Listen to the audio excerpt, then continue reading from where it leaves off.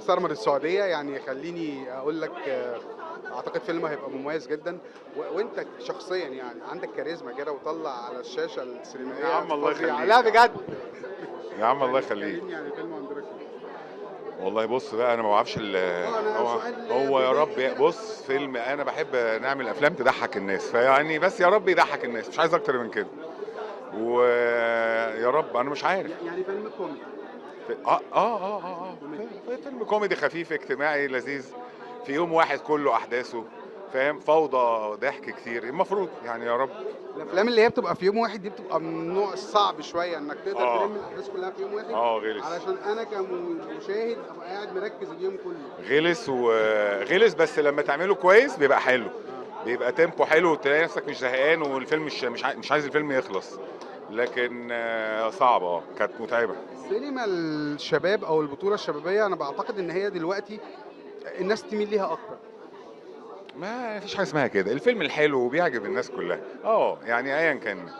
طب ما احنا في فيلم انا بحبه قوي اسمه وقفه رجاله، بتاع 4 رجاله كلهم فوق ال 40 يعني فوق ال 50، كل الفيلم فيلم تحفه. عاوز اتفرج على الفتره الجايه. بالظبط ده والشباب بيحبوه، الفيلم الحلو حلو. كدواني وكان طقم كده جميل قوي. طب قول لي بقى ايه ابرز الاحداث الدراميه اللي انت قايم بيها في الفيلم؟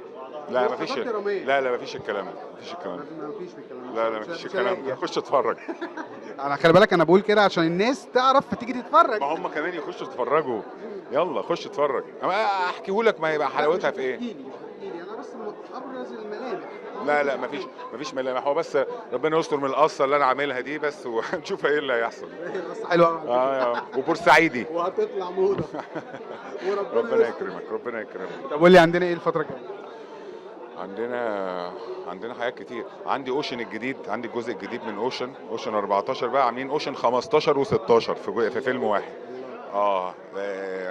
هيعجبك قوي ان شاء الله. اهلاوي ولا زملكاوي؟ يا راجل ده سؤال، انا اهلاوي طبعا. اهلاوي طمني قلبا عليك. وقالبا، انا زي الفل. طمني عليك والله انا حاسس يعني. انا زي، لا بالعكس انا كلمت كل اصحابي قلت لهم برافو ونايس وهم كانوا احسن والزمالك كسب لان هو كان احسن واحنا ما كناش كويسين.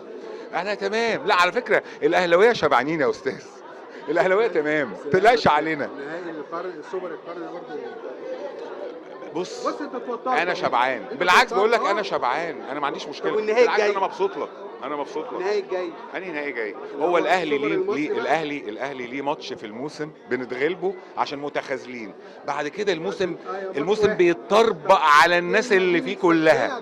اهو بعد كده الاهلي هيطربق الموسم على الناس اللي فيه كلها.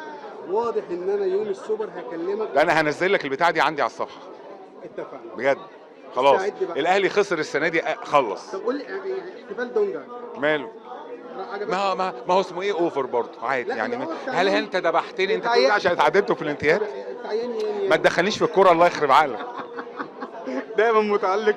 العلاقات المصريه السعوديه شايفها ازاي بما ان احنا قناه سعوديه؟ زي الفل والله. اصلا انا مبسوط قوي للسعوديه الوقت ده، بقت من اهم مراكز الفنيه في المنطقه اللي احنا فيها، واللي هم عاملينه ده في الوقت اللي السينما المصريه يعني ايه عايزه تشد حيلها كده، حاجه عظيمه جدا. انا مبسوط. عملت حاجه في موسم الرياضه؟ عملت حاجه في موسم الرياضه؟ لا لسه، انا بشتغل قليل وباخد وقت في كل حاجه، انا مجنون شويه معلش. ان شاء الله الاهلي يكسب الماتش الجاي عشان انت راجل طيب. يا رب حبيبي.